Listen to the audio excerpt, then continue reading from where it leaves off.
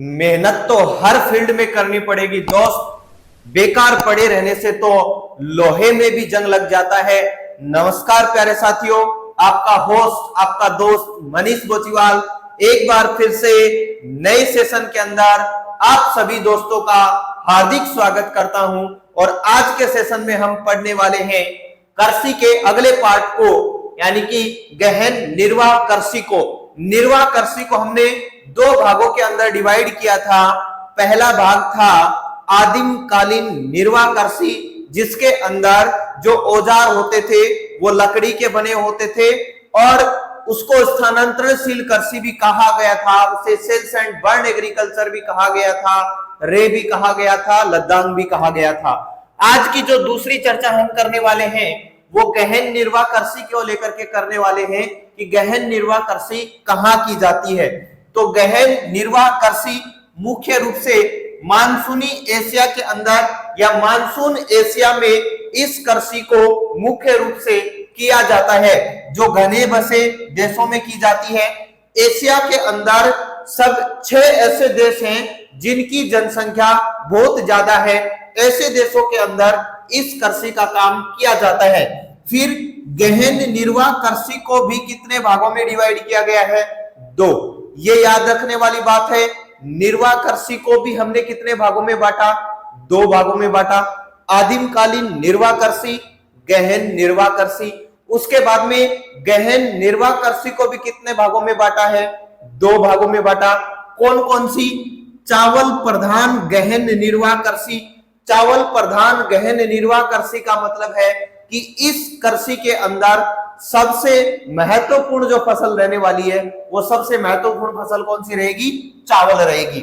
उसके बाद में चावल रहित गहन निर्वाह कृषि, यानी कि चावल के अलावा जितनी भी फसलें हैं वो किसके अंदर शामिल होंगी? चावल रहित गहन निर्वाह कृषि के अंदर शामिल होंगी।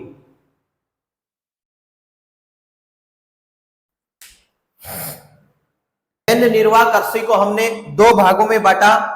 एक चावल प्रधान गहन निर्वाह कृषि, दूसरी चावल रहित गहन निर्वाह कृषि। तो सबसे पहले जो हम पढ़ने जा रहे हैं वो पढ़ने रहे हैं चावल प्रधान गहन निर्वाह कृषि, यानी कि इस कृषि की जो मुख्य फसल होगी वो क्या होगी? चावल इस कृषि की मुख्य फसल होगी। उसके बाद में अधिक जनसंख्या घनत्व के कारण खेतों का जो आकार है वो कैसा होता है? छोटा होता है। ये विशेषताएं हैं किसकी? चावल प्रधान गहन निर्वाह कृषि की। अगर आप कोई कंपटीशन एग्जाम दे रहे हैं तो इनमें पूछ लिया जाएगा कि कौन सी विशेषता जो है वो चावल प्रधान गहन निर्वाह कृषि की है या नहीं है। अगर आप 12th क्लास के अंदर एग्जाम दे रहे हैं तो भी आपके लिए महत्वपूर्ण है कि चावल प्रधान गहन निर्वाह कृषि अभी 2024 का एग्जाम हुआ है उसमें पूछा गया था। तो इसमें जनसंख्या घनत्व अधिक होने के कारण क्या होता है? खेतों का आकार छोटा होता है। उसके बाद में कृषि का कार्य कृषक का संपूर्ण परिवार करता है। कृषि का जो कार्य होता है वो किसान का संपूर्ण परिवार इसके अंदर लग करके काम करता है, यानी कि बाहर से लेबर लाने की आवश्यकता नहीं होती। घर परिवार के जो सदस्य होते हैं वो ही मिलकर के कर लेते हैं। आगे मैंने कुछ शब्द लिखे हैं जैसे बुआई, निनाण, लावणी, कढ़ाई। ये क्या होते हैं? अगर किसी को पता है तो कमेंट बॉक्स में जरूर बताएं कि बुआई क्या होती है, निनाण क्या होता है, लावणी क्या होती है, कढ़ाई क्या होती है। ये हमारे यहाँ के लोकल शब्द है। बुआई का मतलब है कि जब हम बीजों को हमारी भूमि के अंदर डालते हैं या मिट्टी के अंदर डालते हैं, वो ट्रैक्टर के माध्यम से हो सकता है, बैलों के माध्यम से हो सकता है, ऊंट के माध्यम से हो सकता है। उसके बाद में निनाण। निनाण का मतलब होता है जब हमारी फसल जो है वो थोड़ी बड़ी हो जाती है, थोड़ी ग्रोथ होती है, तो उसके साथ कुछ अनावश्यक जो है वो खरपतवार वगैरह भी उसके साथ उग जाती है, तो उसको हम क्या करते हैं? अलग करते हैं। वो क्या है? निनाण है। उसके बाद में लावणी। लावणी का मतलब होता है फसल की कटाई।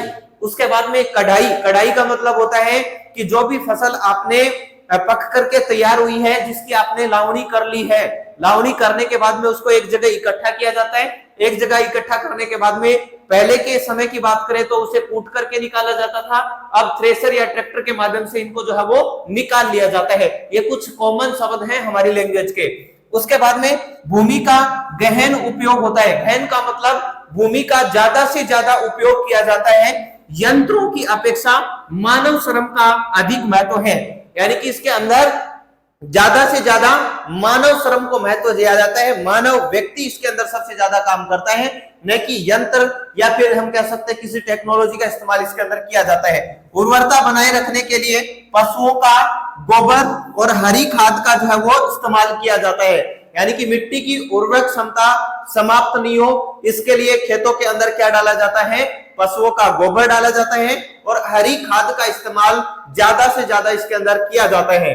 उसके बाद में है, इस कृषि में प्रति इकाई उत्पादन अधिक होता है। इकाई के हिसाब से, एरिया के हिसाब से देखा जाए तो उत्पादन क्या है, अधिक है, लेकिन प्रति कृषक उत्पादन क्या है, कम है। किसानों के हिसाब से देखा जाए, यानी कि हम कह सकते हैं कि किसानों के आधार पे हम देखें तो इसमें उत्पादन जो है वो कम होता है, और इकाई के आधार पे देखें तो कम क्षेत्र के अंदर अधिक पैदावार हमें मिल जाती है, लेकिन किसानों की अपेक्षा वो क्या होती है, कम होती है।